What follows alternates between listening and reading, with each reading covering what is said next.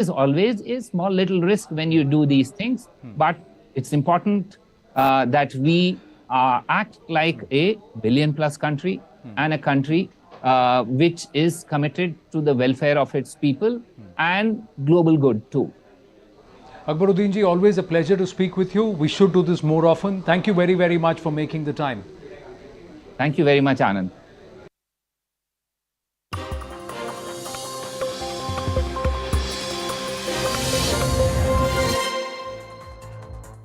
Good evening, this is Brass Tacks. I'm Zakir Jacob. The Prime Minister delivered the concluding address at the BJP National Executive with a clarion call that general elections are just 400 days away. He's exhorted BJP workers to win every election between now and the 2024 general. He says it has to be more than just political, it has to be a societal movement. While the BJP and PM Modi are numero uno at this point, given the huge victory that we saw in Gujarat, the big victories earlier in 2022 in Uttar Pradesh, Goa, Uttarakhand, etc., can the opposition rally around a common theme and an acceptable face? Modi versus whom? Who is going to fill in that blank? And do they have a common message to take on the election juggernaut that is the BJP?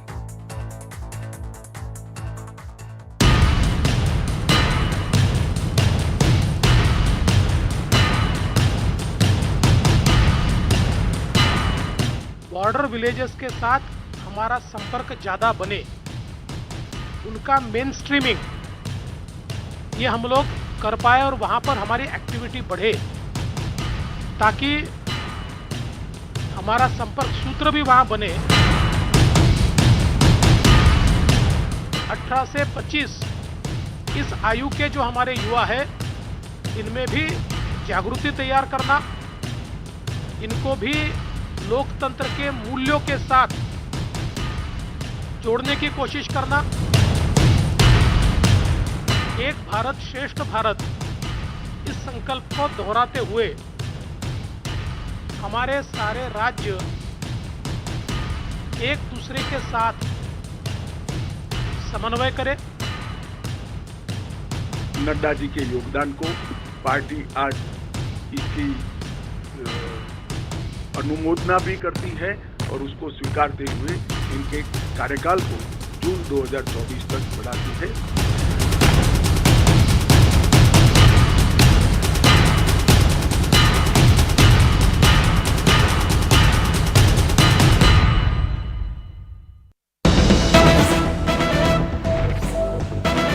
And sources are telling CNN News 18 that Prime Minister Modi asked BJP members to reach out to every section of society, including minorities and the marginalized. Specifically, he talked about the Bohras, the Pasmanda Muslims, the Sikhs, and work for them without electoral considerations. It should be more of a societal movement, is what the Prime Minister reportedly said. Let me go across to Mario Shakil, our political editor, who's breaking that story right at the top of Brass Tacks. Is this in keeping with an outreach message that we've seen in the past as well from the Prime Minister? What is different about this message coming as it does, as he said, 400 days before the next general election? Well, Zaka, I think the BJP, remember, has been carrying out Sneh Yatras, which is essentially a form of an outreach program. But I think the Prime Minister's larger message is here that reach out to the marginalized, but this is about not looking at them as a vote bank, but more to do with ensuring that the societal well-being or the societal peace is maintained. I think that's a strong message that is coming. And also to the party leader, Zaka, as sources are saying, telling us, is that there was a message that don't make unnecessary statements and you don't have to speak on every issue. Because when you speak on every issue, that tends to be the dominating headline, and the government's agenda, which is positive, which is governance driven, is almost on the back foot and also gets put on the back burner. So I think that message coming from the Prime Minister of an outreach to the minorities and the Muslims becomes important. Remember, he has talked about the Bohras. because they are the trader community, and the Boras in particular have backed the BJP in the state of Gujarat. They have backed and they have been part of the Gujarat success story as well. Pasmanda Muslims are the poorest among the Muslims, Zaka, and that's a constituency that the BJP, remember, has realizes that has worked for them in various states, because if they are the beneficiary class, they are not really the Muslims per se. They are in the hierarchy among the Muslims. Among the Muslims, they are seen as beneficiaries of the state, and hence they can also look at BJP favorably. But I think the Prime Minister's message is not about elections. It's not about electoral gains for the party. It is more to do with the messaging of camaraderie and ensuring that there is that connect that is needed, and that is being built by the party for the future. Okay, Maria, we'll leave it at that. We'll see how this sets the tone for the BJP and indeed for the opposition as we count down to the big general election, as the Prime Minister said, 400 days between now and then, in what could be a very, very important and critical election, not just for electoral politics, but also the direction of the country in the next 5 years. Javeer Shergill is BJP spokesperson, Ashpreet Karyal, Congress spokesperson, Arun Anand is consulting editor with First Post, Rashid Kidwai, author and senior journalist, and Javed Ansari, senior journalist, also joining us. Javeer, let me start with you first. As of the end of 2022, all the electoral successes that the BJP and Prime Minister Modi have had, whether it's Gujarat, whether it's UP before that, Uttarakhand, I mean, it was almost like whatever he touches turns into gold. Why should the BJP be so worried about 2023, the state elections, or 2024, the general election? Jairam Ramesh yesterday saying that this is all in response to Bharat Jodo and the response that Bharat Jodo is getting. Zaka, good evening, and firstly, thank you for having me on your show. And I must declare that I was part of the National Executive meeting. And the Prime Minister's message in the National Executive was very clear. Work for all, serve all, discriminate none, and make sure India is one. Now, you talked about why should you be worried. Prime Minister is very clear the electoral successes should not turn into arrogance, should not turn into complacency. Prime Minister's mantra that prepare, perform and serve, tayari, jeet or seva. Every BJP worker must remember this. Now, Zaka, every election to the Bharatiya Janata Party matters. That is why the Prime Minister's 3D model, which is dedication to serve, delivery of all promises and development of all sections of the society, is paramount for Bharatiya Janata Party electorally, socially and economically. Okay. Year 2023 and 2024 electorally belongs to the Bharatiya Janata Party. Prime Minister's 10-year report card, vision for the next 20 years for India matters. And let me tell you very candidly, Zaka, because I was in the meeting, Mr. Fadnavis has also briefed. Prime Minister has communicated crisply and clearly. Our connect with BJP's connect to the society should not only be weighed in the scales of votes. The paramount is the interest of the nation, interest of the society. Okay. Having said that, BJP is election ready, mission ready, and you will see 2024 BJP will break its own record of highest number of Lok Sabha seats. Okay, we'll see about that. Let me ask Ashpreet Karyal. Ashpreet Karyal, whether you like it or not, there are two new classes of voters or vote banks, if you will, that Mr. Modi and the BJP have created over the last 8 years. One is this Labharti class, the people who've got 10 crore toilets, 4 crore Ujjwala gas cylinders, 40 crore Jandan accounts. There is today a Labharti class, whether you like it or not, that is voting for Mr. Modi, particularly in the Hindi heartland states. And the second is the Hindutva vote bank. Come 2024, and you've already heard what Home Minister Amit Shah said, that in January of 2024, the Ram temple will be built. Whether it is the Kashi Vishwanath Dham, whether it is the Ujjain Mahakal corridor, or whether it is Char Dham, there is now a Hindutva vote bank that is deeply enamored by and trusting of Mr. Modi. These two vote banks, the Labharti class and the Hindutva vote bank, you cannot deny. And frankly, the opposition has not come up with a convincing answer to these two vote banks in the last 8 years. See, one thing definitely has to be given to the Bharatiya Janata Party. They're very good at this. They're very good at copying the policies, the deeds of other people, other parties, and presenting as if it were their own. more than 2 dozen of policies of the Congress party have been copied by the BJP and therefore have been implemented. Number two, the Bharatiya Janata Party is having to do all these meetings because they are perturbed with the Bharat Jodo Yatra, with the astounding success it has turned into, with the amount of people it has connected with, and with the expose that the Bharatiya Janata Party is been subjected to. Everybody knows it for a fact that the BJP hasn't done an ounce of work. And number two, the BJP is also perturbed with the recent result that has come. They had all three. They had Gujarat, they had Himachal, and they had the MCD. They are just left with one now. Number two, Mr. Modi saying that go and reach out to the voters, meet with them, convince them. Well, why does he not say go and work, go and beget development, beget welfare, open schools, open medical institutions, nothing like that. No, but Ashpreet, let's talk electoral brass tacks, right?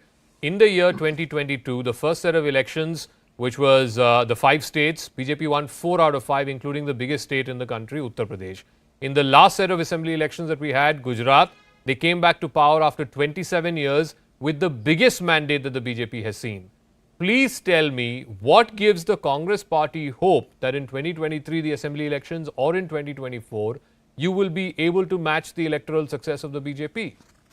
The thing that gives the Congress party and the people of India hope is the fact that the Bharatiya Janata Party has not even delivered an ounce of its promises, whether it be 15 lakhs, whether it be the 2 crore jobs that they had promised per year, or it be the doubling of farmers' income, decreasing prices. Everybody but that has not stopped the people of India and people of different states from voting for the BJP, Ashpreet, election after election.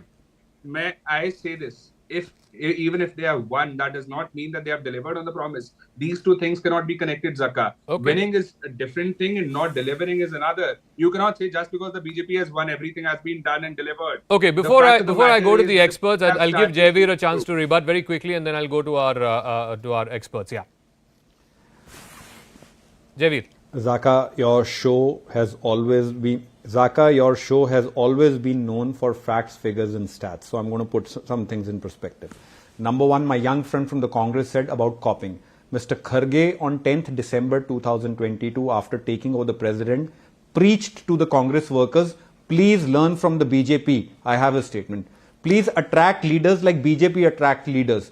Please travel rural villages and cities like Mr. Amit Shah, Mr. Modi and Mr. Nadda does. So today, the Congress itself has realized BJP's electoral strength, Prime Minister, the magic of Prime Minister's public connect, which resulted in Mr. Kharge making this statement in Karnataka itself after taking over as the president. Okay. Number two, Prime Minister's model of development has been electorally stamped.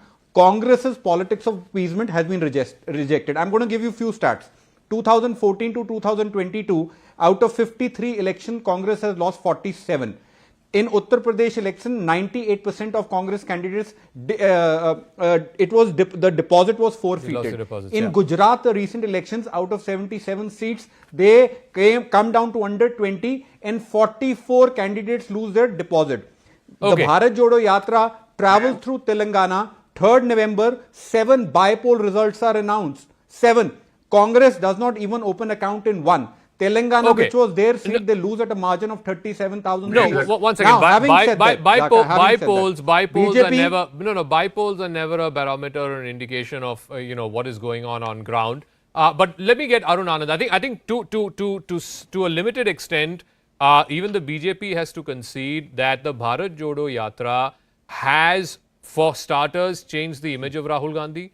Nobody sort of derisively refers to him in pejorative terms. I don't want to use the term, but nobody refers to him in pejorative terms anymore. No one calls him a non-serious politician. You can't walk 20-25 kilometers a day for the last 120 days, whatever your cause may be, from 3,500 kilometers from Kashmir to Kanyakumari, and then be called non-serious. So has the image of Rahul Gandhi undergone a change? Leave alone what electoral success may beget out of it. It may or may not. But has the image of Rahul Gandhi undergone a change? The image of Rahul Gandhi, when there are short stints when, sometimes, the image gets a makeover. The problem is, he does something, or the party, Congress does something, that they're back to the square one. Because I remember that when Charanjit Singh Channi was put up as the chief ministerial candidate as a chief minister of Punjab, so it was hailed as that Rahul Gandhi has really taken an initiative, has become a mature politician, that Yeah. Dalit leader has been put as the chief minister, and this could be the game changer. But then we know that what happened in Punjab, and subsequently how Congress lost the plot in Punjab. So I would say these are very short term this thing. Yes, it does look, and being part of the media also, and the Indian psyche is that we always tend to back the underdogs somehow. So that is also one of the reason. But having said that, I just want to bring one thing into this discussion. See, when you win an election, or when you expand your footprint, or the way BJP has been growing and dominating the political scene, it's a combination of factors. Like you need to have a leader who leads from the front. You need to have an organizational cadre. You need to have an ideological roadmap which is very clear, and you need to have a very well-oiled machinery of party. And then your governments have to deliver things on the ground. And one last point, Okay. I was listening to the Congress spokesperson. To a large extent, see, there is a policy in India. It's a democracy, government's change, but the continuity in the policies remain. What Narendra Modi has done is he has used technology, like what he did with the DBT, here to plug the leakages. And that is what is basically, as you were saying, Zaka, that there is a Labharti class. These schemes were already there, but there were huge leakages. Okay. Rajiv Gandhi So- is known for saying, let me ask Javed Ansari. One critical question, it was asked in 2019 and we saw the results of it, and it's going to be asked in 2024 as well. What is going to happen to principal regional parties? Tomorrow, Mr. KCR has called this grand campaign event in Khammam. I believe that Arvind Kejriwal is going to be there. Pinarayi Vijayan is going to be there. He's called other leaders as well. End of this month, when the Bharat Jodo concludes, the Congress party has called for 20 opposition leaders to join Rahul Gandhi. We don't know which of them will actually show up. The question marks that still remain: where will a Mamata Banerjee go? Will she rally around the leadership of a Rahul Gandhi? Will a KCR agree to the leadership of a Rahul Gandhi? What about Arvind Kejriwal, who believes, rightfully or wrongly, that he is the replacement for the Congress? He is the natural replacement for the Congress. The Congress, he believes, is not willing to put up a fight with the BJP, or is not able to put up a fight with the BJP. Therefore, it's the AAP that's the natural challenger to the BJP. These questions, do you believe that the opposition will be able to resolve these questions in time for 2024? Well, if they don't resolve it, they don't have a hope in hell. There's no single party in the opposition which on its own can take on the BJP. Unless all of them band together, and it's a big if. If all of them band together, then perhaps there can be a fight, or else you can write it off. So they can very well act on their own and protect their own citadels, but in the overall scheme of things, when it comes to government formation at the center, they will be nowhere on the scene. So for the opposition to survive as an entity, all of them have to band together. And whether or not they will agree before the elections to a single leader, you don't have to. We have with us the example of 2004. Manmohan Singh was not the projected leader. Nobody was projected. Yet they came together, and then whoever had the numbers. So I do believe that purely out of their self-survival instincts, they will probably closer to the elections, not now, but much closer to the elections, they may possibly band together. Because if they don't, then it's, there is no light at the end of the tunnel for them. Rashid Kidwai, between now and 2024, we have 9 state assembly elections this year, starting with Karnataka and then 3 northeastern states. Then, of course, towards the end of the year, you have Rajasthan, Chhattisgarh, Madhya Pradesh. And then the big one, the general, in 2024. The Congress believes, again, rightly or wrongly, they stand a good chance in Karnataka. They may be able to upset in Madhya Pradesh. Rajasthan, Chhattisgarh, no one quite knows. But is there any bearing to how the Congress may or may not perform this year to it being the principal pole to take on the BJP in 2024? You look at what again happened between 2018 and 2019. Congress won just 3 or 4 months before the big Lok Sabha of 2019. It won Rajasthan, Chhattisgarh, Madhya Pradesh. At that time, it was said, the Congress is going to give a serious challenge to the BJP. And look at what happened in the 2019 general. the BJP got an even bigger mandate. Mr. Modi got an even bigger mandate in 2019 than he got in 2014. Absolutely. I think on Zaka, that's where I think Rahul Gandhi is aware of all these things. Therefore, he is not pitching himself as a prime ministerial candidate. He may, by by virtue of his Bharat Jodo Yatra and the response he is getting, he may have earned some element of respect among his potential allies. So, there has to be a vacancy.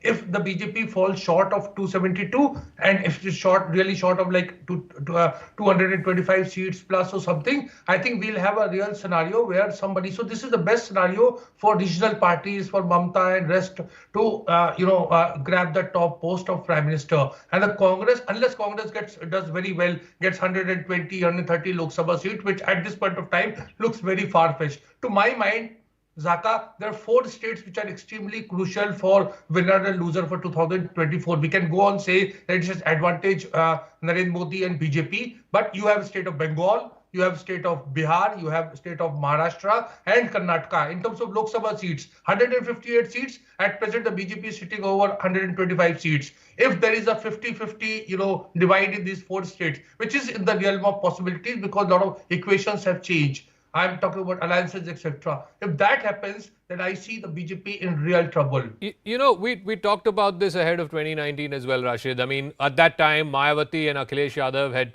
joined hands, UP, 80 seats. Can the BJP take on this massive caste coalition that Mayawati and Akhilesh had put up? And look at what happened at the end of it. BJP got 61 and these two between them, they got around 20. But be that as it may, I think I go back to what Arun Anand said, and I want to ask Ashpreet Kadyal this.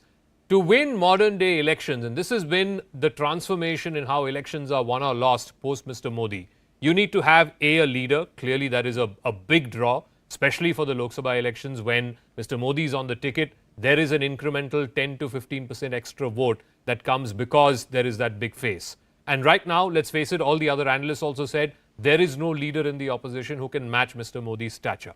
Number 2, you need to have an ideology. What does the opposition today stand for? Forget about the opposition, Ashpreet. What does the Congress party stand for? Because on the one day, Rahul Gandhi says, Bharat Jodo, we need communal amity in this country. The other day, he's practicing soft Hindutva, going into temples, saying he's a Shiv Bhakt. What is the ideological alternative that the Congress party is offering to this quote-unquote Hindutva vote bank that the BJP has managed to cultivate in the last 8 years?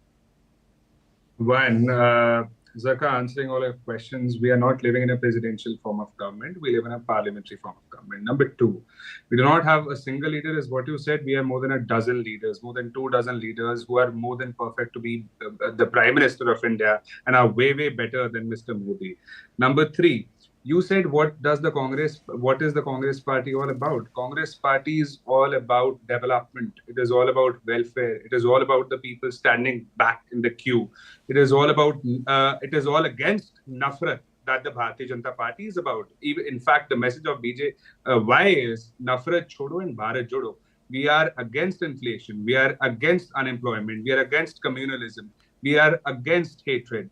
And that is what the Congress party is all about. And number 2, my younger friend from the Bharatiya Janata Party just said, that Mr. Kharge also had to say to his own leaders, learn something from the Bharatiya Janata Party. He probably meant the way Bharatiya Janata Party does advertising, branding, marketing, even though they wouldn't have done a single thing on the ground, wouldn't have a single accomplishment. Ashpreet, I tell you what, no matter how great advertising and branding you have, management experts will tell you the underlying thing that sells is the product. If you have a bad product, no matter how much advertising and branding you have, it can't make up for a bad product. But let me ask, one second. Well, let me ask Javeer.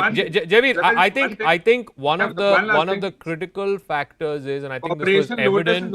This was evident in the Gujarat results. It was evident in the state assembly elections before. The BJP's bulk of electoral success is on the back of the Modi card. One second, Ashpreet. One second, please. Let me ask Javeer the question. Please, Ashpreet. Thank you. Javeer on the screen.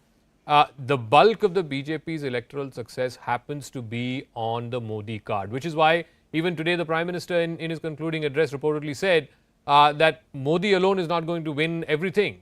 You need to work. At some point, is that going to come home to roost? Zaka, fair question. Firstly, let me be very clear. BJP there is no comms. BJP's electoral success works on the perfect formula of leadership and policy. Neta, Niti and Netitva. Prime Minister Modi's leader, he is the leader, his leadership and the government's policy, which is carried on effectively by all ministers and communicated to the people by all the Karyakartas.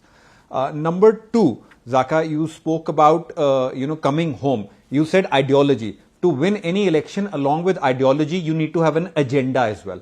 BJP has the ideology and agenda. Now this election is going to be what? It is going to be BJP's politics of building toilets, border infrastructure, 220 crore vaccine doses versus Congress politics of demoralizing our forces, dividing the society. You spoke about Bharat Jodo Yatra. Let's test this case. Let me be very clear, and I'm going to confess openly on your show. Bharat Jodo Yatra is electorally going to benefit the Bharatiya Janata Party in 2023 election, and there is a reason. The only messaging which has come from Bharat Jodo Yatra is anti-India, anti-peace and anti-Sikhs. Mr. Rahul Gandhi did not communicate or give an alternative blueprint to the nation. His message to the nation in Bharat Jodo Yatra was Chinese are beating our soldiers. To Kamal Hassan, he says India is a confused nation without a vision.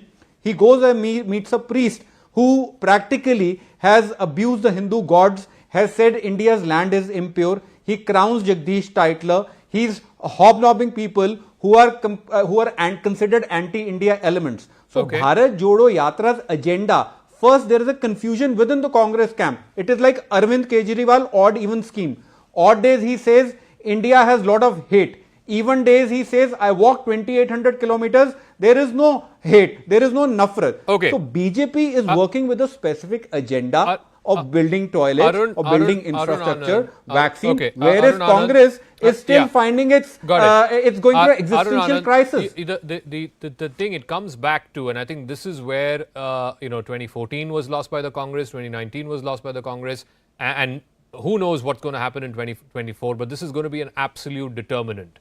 In the 2019 election, the direct fights out of the 543 Lok Sabha constituencies, the direct fights between BJP and Congress were in 180 constituencies.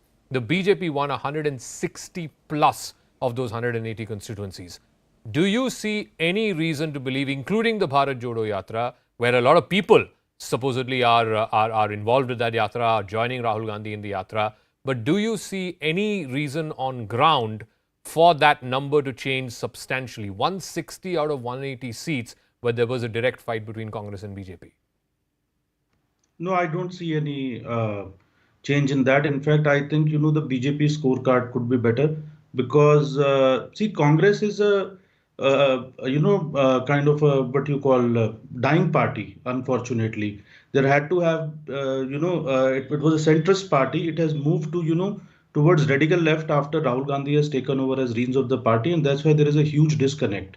So that's why, this nafrat कि बाजार में मोहब्बत की दुकान लगाते हैं. These are all, slogans from, typical JNU kind of this thing. They don't cut much ice with this thing. And one last thing which I want to say, Zaka, is that ironically, this political thing has become full circle because the problem is earlier when BJP was in opposition, it was always indulging in counter narrative like an anti-Congress campaign. Okay. But now you have to, if you want to win the Lok Sabha elections, you have to have a narrative of your own. Congress is building on counter narrative through Bharat Jodo Yatra and other things. Okay. The rest, they don't have a narrative. Javed, one of the things, and I'll extend what Arun Anand was trying to say, is basically today the Congress party, whether they like it or not, has been painted as A, anti-national, B, representing a very small minority of people in JNU and they're thinking the left liberal cabal, as it were. Whether that's the reality on the ground or not, this is the image that's been painted of the Congress over the last 8 years, and nothing has been done by the Congress to change that image, to change that narrative. And that is what is costing the Congress party. It's the BJP that's been rewarding Javed, and making Javed, please. Your name is not Javed Ashpreet. Please yield. Yeah. Javed Ansari, thank you. Allow some time to... I will come back to you. Yes, I will come back to you. Yes, thank you.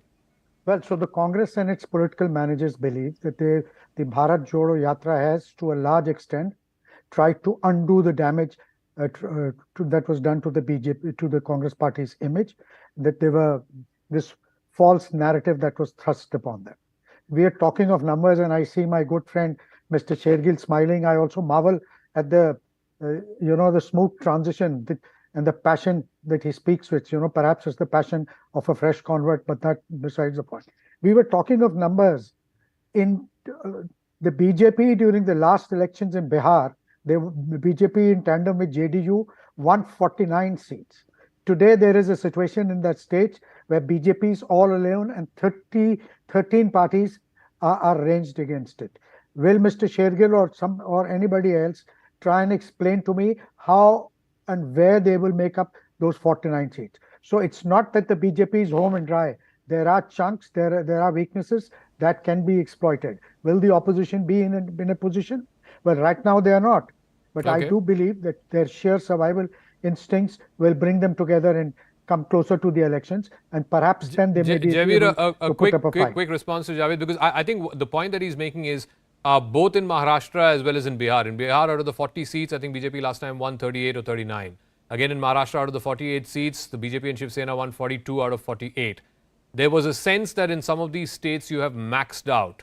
The political positions on ground have changed between 2019 and 2024. Where are you going to make up for these losses? Quickly. Zaka, firstly, I thank him for the left-handed compliment, and I'm just going to say I am proud of the transition, number one. So neither have any qualms.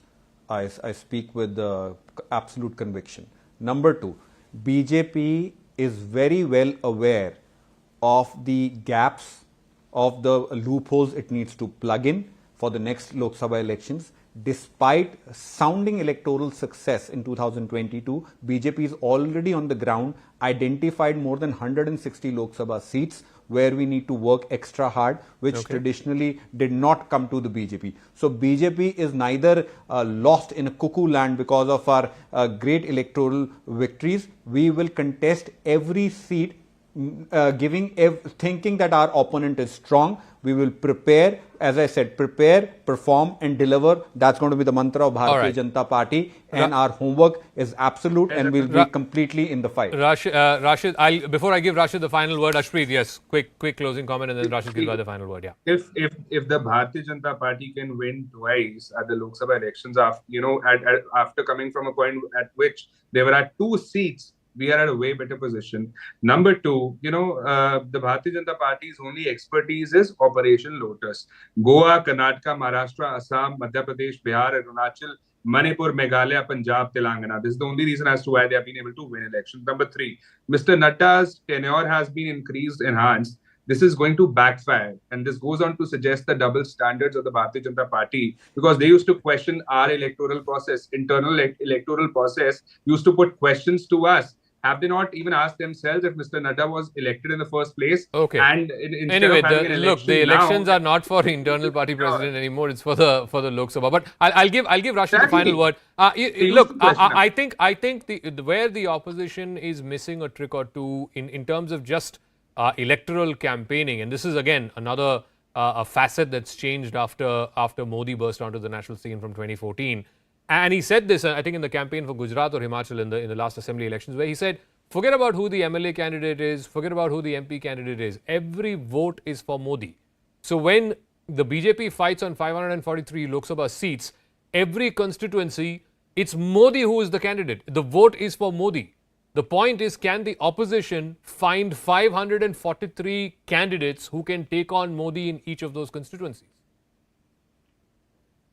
Yes, Zaka, that scenario exists. It depends whether the elections are, under normal circumstances or there is something extraordinary. You keep referring to 2019. 2019 election, it was the pre-Balakot and post-Balakot scenario. So there are a lot of emotive issues that are there in the country and that have a potential to really, transform and change any election. It's only time will tell. If there is a normal course of election, then I would say that in spite of many weaknesses and contradictions and chaotic nature, absence of leadership, opposition has a strong case. Okay, I'll tell you what, I think I already know what is the big event that will happen before 2024 elections, and that is going to be the inauguration of the Ram Mandir. It's going to happen in January. Elections are going to be from March onwards. So that is going to be one big thing. And like I said, I keep going back to this. I think the manner in which Narendra Modi has changed electoral politics in this country, whether it is creating a Bharati vote bank, whether it is creating a Hindutva vote bank, and most importantly, those three things that Arun mentioned. You have to have a larger-than-life leader, an ideology that is committed, and most importantly, an organization. In Gujarat, for example, and people keep talking about these Panna Pramukhs, they had 3 Panna Pramukhs for every constituency. I mean, that is the depth of the organizational sort of machinery that the BJP has built, not just in that state, but across the country over the last 8 years. That's a wrap. It's going to be a fascinating election, this 2024 general, and we're counting it down right here on India's #1 election destination, CNN News 18. Let's now take a quick break. When we come back, this is a big story from the United Nations Security Council. Abdul Rahman Makki, the brother-in-law of Hafiz Mohammed Saeed, one of the key accused in the 2611 case, has now been blacklisted after China lifts its technical hold. Details are on the other side.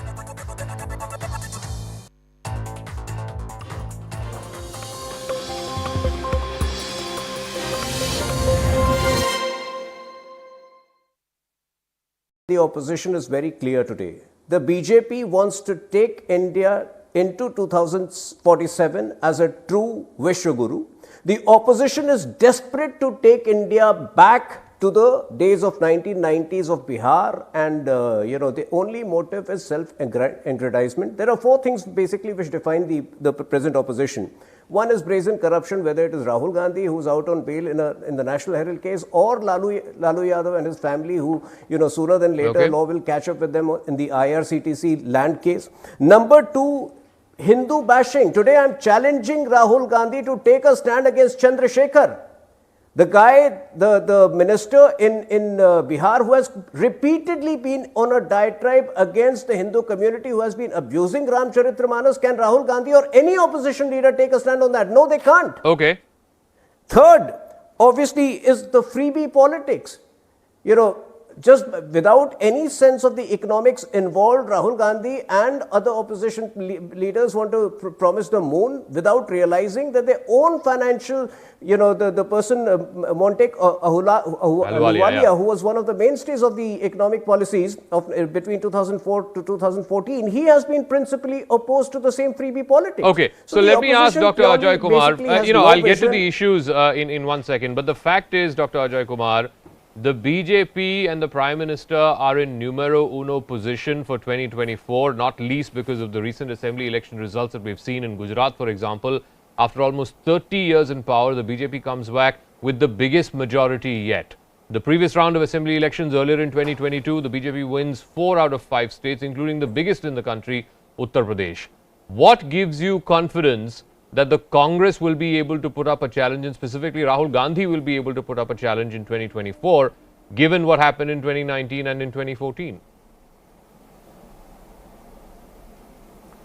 So, Zaka, a couple of things before my colleague from the Bharatiya Janata Party. When they give freebies or whatever they call it, they said free vaccine and kept, as if the people of India don't pay tax. And the Prime Minister and the poster all across the country. And when they were giving these vaccines, for them, when they were giving the vaccines, it's, they think it's not a freebie. When they give free electricity, they promise free electricity, they promise different kinds of food, grain. They put posters saying that the Prime Minister is giving you free food, 5 kgs per people. So it's shameful. The second issue is, why doesn't the Prime Minister speak and Mr. Amit Shah speak against why ask Mr. Rahul Gandhi? If you have so much of guts, ask Prime Minister to speak against the minister in Bihar. So don't keep preaching to other people. First ask your leaders to speak against them and see what will happen in Bihar. The third issue, which is most important, is, look, Zaka, if you and everybody on the panel, look at it that the Prime Minister and the leaders of this government, posters all over the place. If you go to any developed country, Vishwaguru 2047 and kind of statement my colleague makes. Interesting. Is it a Vishwaguru to put posters of your Prime Minister everybody, or is it like Uzbekistan or Uzbekistan or Azerbaijan and all these countries, which have dictatorship and all? This is the only one of these South Asian countries where you continue to see, you want to be Vishwaguru, but you do all things which go against a Vishwaguru. Third issue, if we are Vishwaguru, then why is it in 2023 a scheduled caste boy gets beaten up in Uttar Kashi for entering a temple and none of these BJP leaders speak about it? What is this Vishwaguru? No, when you beat up a child we are the whole night with a burning diverging stick, from the topic at hand, we are which not is diverging. that, which is that Vishwaguru. 2024, the electoral okay. battle for 2024. Have the lines been drawn today with the roadshow and then, of course, the Bharat Jodo that's been there for the last 100+ days now? No, so, I want to ask, let me ask Smita Prakash. You know, one thing that opposition leaders, as well as some in the BJP, may privately admit that Bharat Jodo seems to have changed Mr. Rahul Gandhi's image somewhat. He's not derisively sort of joked about. He's not looked at as someone who is clueless or out of depth. He seems to have, quote unquote, come of age in this yatra. Do you reckon that is a possibility, or that is something that you're seeing on the ground? And how may that translate or not necessarily translate into electoral success? Because like I said, the BJP just won Gujarat big, they won Uttar Pradesh, they won 4 out of 5 states in the assembly elections. And in 2023, where you have 9 states going to polls, it's primarily Congress versus BJP. Yeah, Zaka, I think there will be one section of the opposition which will continue to mock Rahul Gandhi for being a non-serious politician. But they also have to now, I think, recalibrate their way of, mocking him, because he has made the effort. He has got out of that comfort zone that he was in. He has undertaken this yatra. Now, if this is the 10th, 15th, 20th time that he's going to be repositioned and put forward before the electorate, that's for the Congress to do. But one thing is certain, that if there was a sense of status within the party, Rahul Gandhi has managed to shake them out of that. Okay. He was not expected to do it, because he is the reason why there was a status in the party, because there was no president, there was no vice president, he was going on vacation, he was not really a serious person. Priyanka Gandhi was there, not there, nobody knew what was.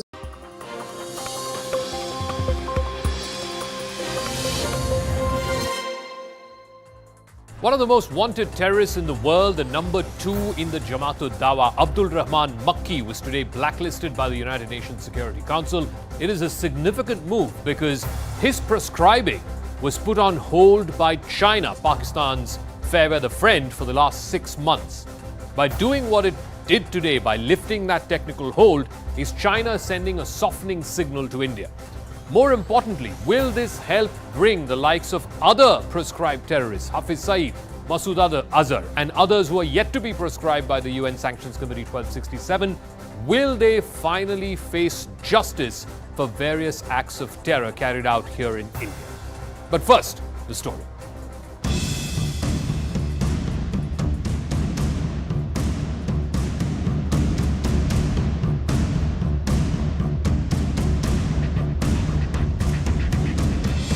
We welcome the decision of the UN Security Council's ISI and Al-Qaeda Sanctions Committee to list Lashkar-e-Taiba terrorist Abdul Rahman Makki. India remains committed to pursuing a zero-tolerance approach to terrorism.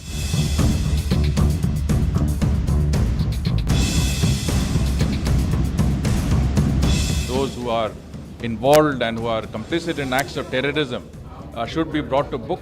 Terrorists are made accountable for their actions.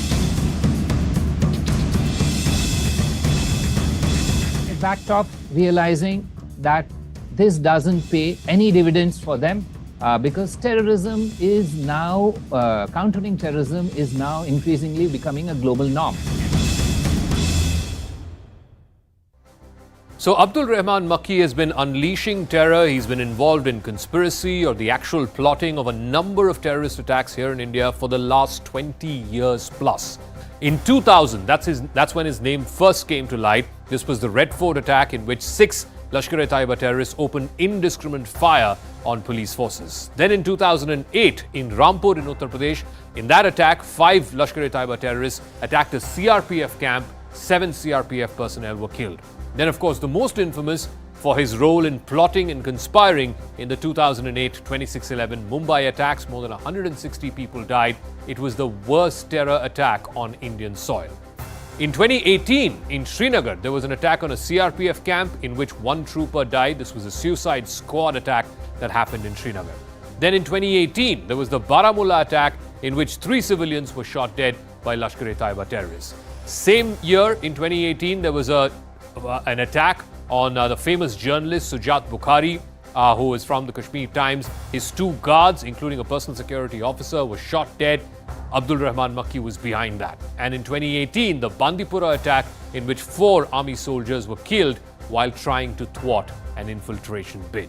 Now, why is this sanctioning, this proscribing of Abdul Rahman Makki such an important thing? The UNSC 1267 Sanctions Committee is the highest body, and they've gone through a series of charges against Abdul Rahman Makki. Number 1, he's wanted by the Indian government for numerous terror attacks that I just enlisted a moment ago.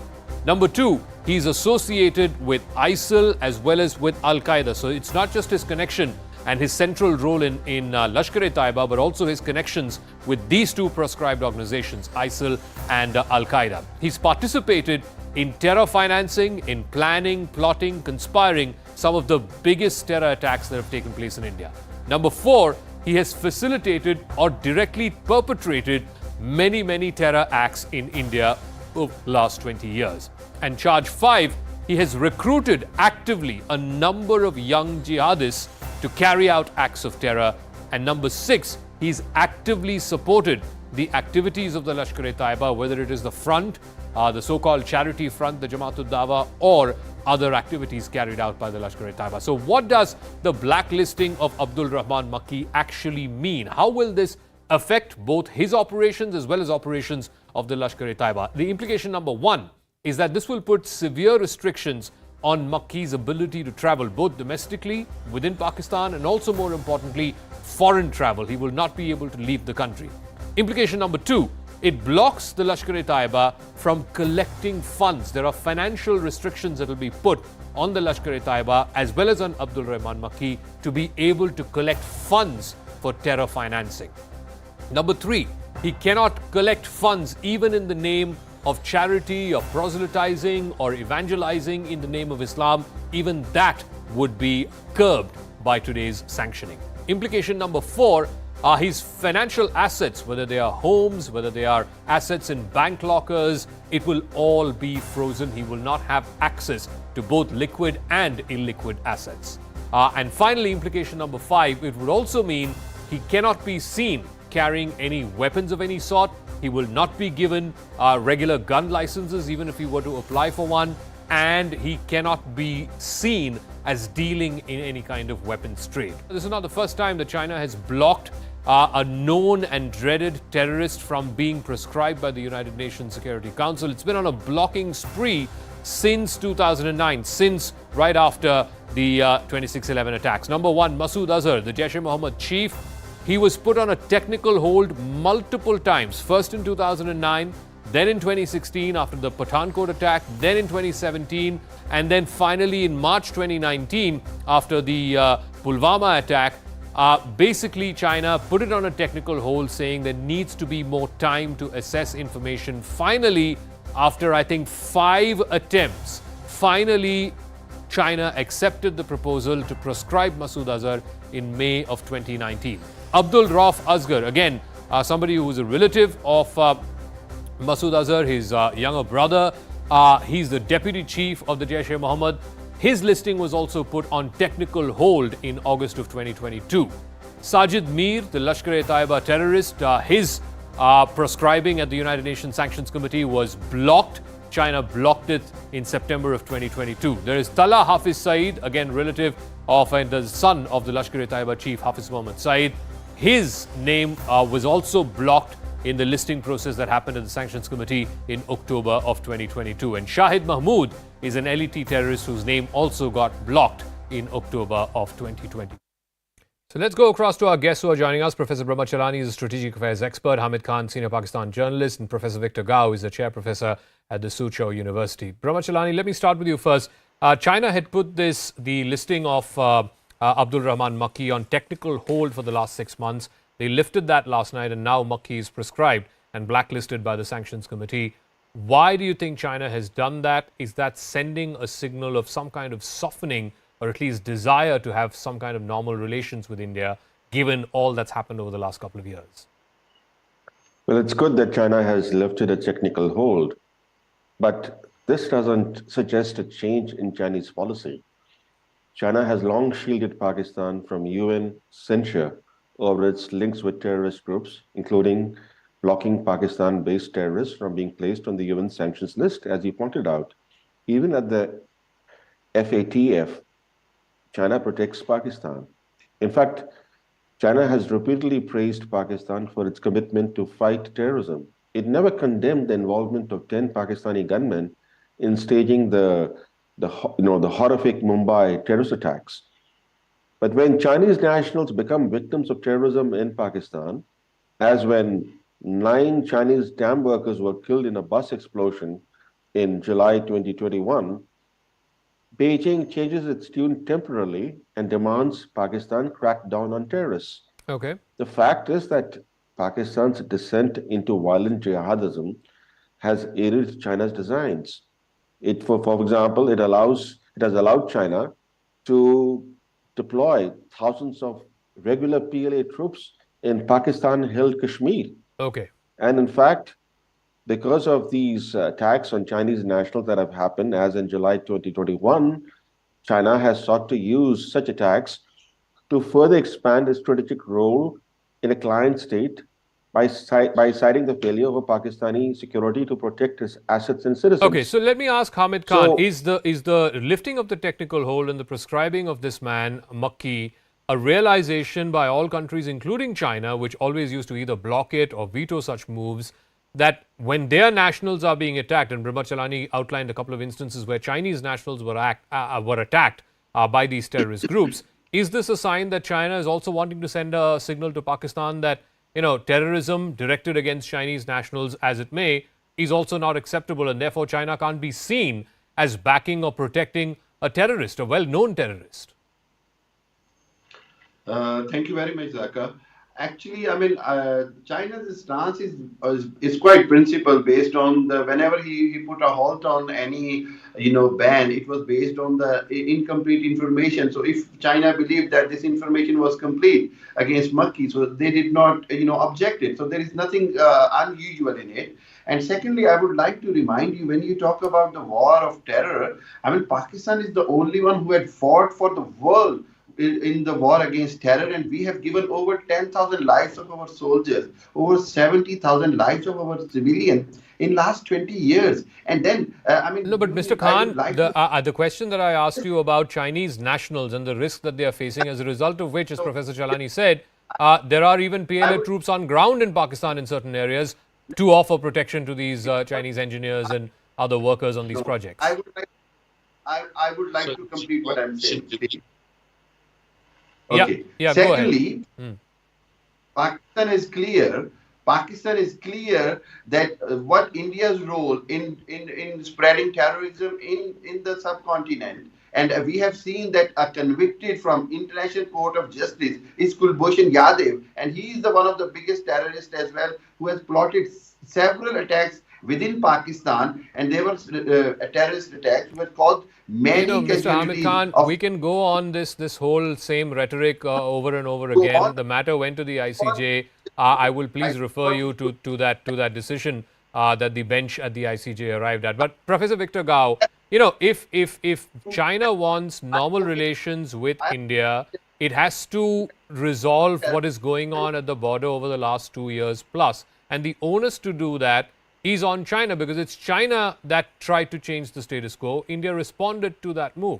So as the Foreign Minister of India, Jaishankar, said, ties are not normal right now. And whether or not you lift a technical hold against the Pakistani terrorists, that's not going to change until the border situation changes. Thank you very much for having me. Allow me to emphasize several points. One is that indeed there are territorial disputes between China and India. Secondly, these disputes were not created by India nor by China. These disputes were created by the British Indian colonists, which had their own geopolitical dreams, and they artificially created the boundaries which were never consulting with China and were never recognized by China.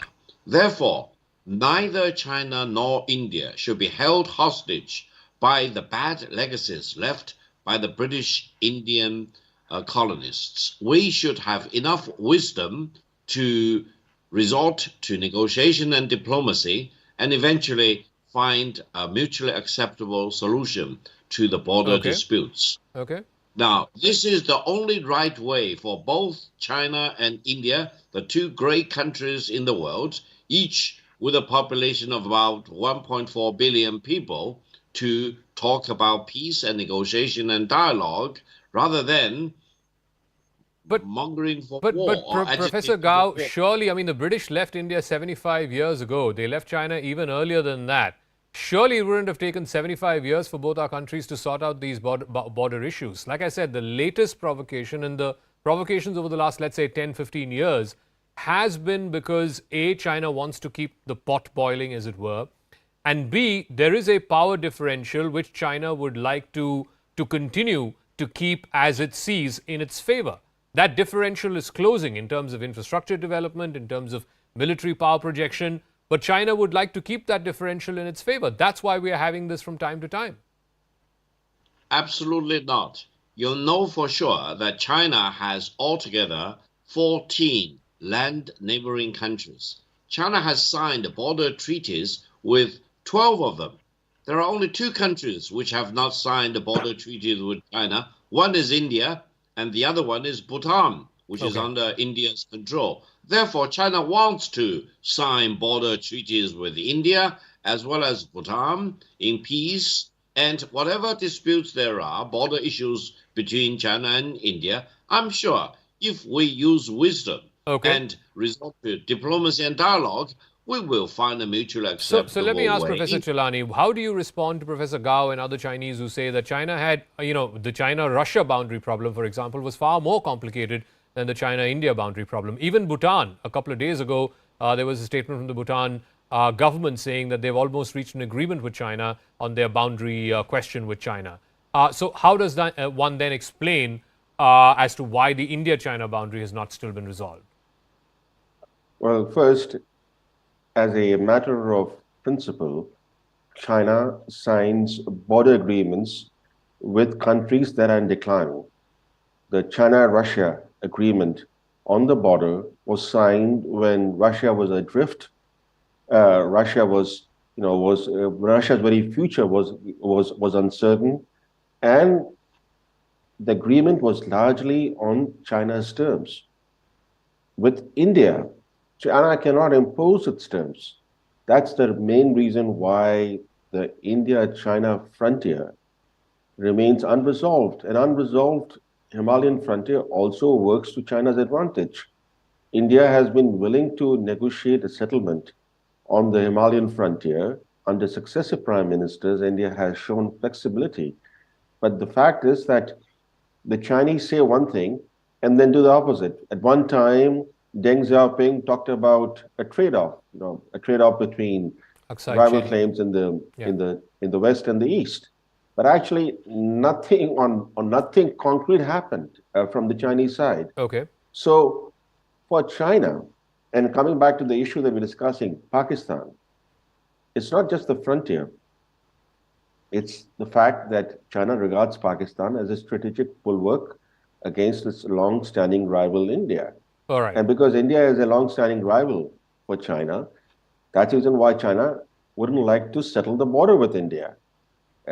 Once the Soviet Union collapsed and Russia became a friend and ally of China, and Russia was in decline and China was on the rise, that's how the China-Russia border settlement happened.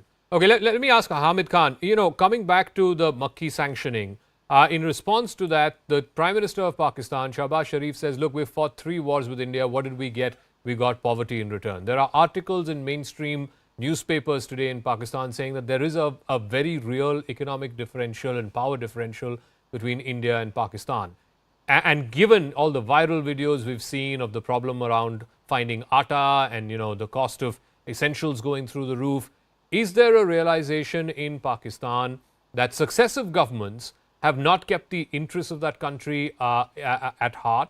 And clearly, India has now managed to pursue its own independent foreign policy. Imran Khan keeps talking about it, how India is close to the West, is close to America, but still continues to buy oil from Russia? Yes, before answering your question, I would like to say something what Professor Victor was saying, that China has resolved their issues of boundaries or territory with almost all neighboring countries. While in case of India, India has disputes of boundaries with all of its neighbors, where most of the neighbors, whether it is Nepal, Bangladesh, Pakistan, China. So I think India needs to look into their policy. They can link to the world or to the neighbors. Can you please answer my question of what Shahbaz Sharif said? I have very limited time. I need to wrap up. Yeah. I'll come to that. Okay. Yes, there is no doubt there is an economical crisis at the moment in the country. But let me reassure you again and again that there is no chances of default, what Indian media is claiming. Yes, Pakistan would love to have a good relations with India. It is in the benefit and for the. All right, look, I'm completely out of time. All I'll say is this, that I think this whole IMF and Pakistan back and forth has been going on for the better part of the last almost 10 years now. There is no foreseeable sort of bailout, as it were, and I don't see that changing even after the elections later on this year. But we'll leave it at that. Thank you very much for tuning in. In a moment, Maria Shakil joining you with News Epicenter.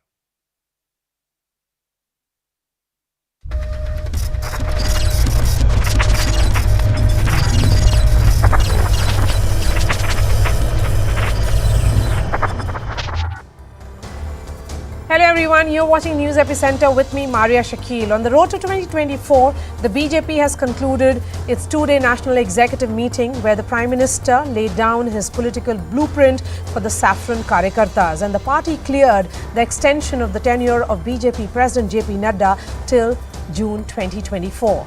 The Prime Minister highlighted that BJP workers must strengthen their presence on the ground by empowering booths and expand their presence in villages and among the youth of the country by communicating the achievements of the government. The Prime Minister called on the top brass to cohesively leverage the party's governance agenda ahead of the 9 state elections in 2023, that is this year, to set the ground for the grand battle for Lok Sabha. He said Amrit Kal should be converted into Kartavya Kal, adding that the BJP should create bridges between states and communities to achieve the vision of Ek Bharat, Shresht Bharat. On Monday, the Prime Minister also lauded the BJP units of Telangana and West Bengal for expanding the party's presence. Remember that these are two states very important in BJP's 2024 game plan. But while this is the state of affairs in the BJP camp, the opposition continues to be in a state of disarray, struggling to form a united front. On Wednesday, BRS Chief K. Chandrasekhar Rao has invited Kerala Chief Minister Pinarayi Vijayan, Delhi Chief Minister Arvind Kejriwal, Punjab Chief Minister Bhagwant Mann and Samajwadi Party Chief Akhilesh Yadav for a grand public meeting in Khamma.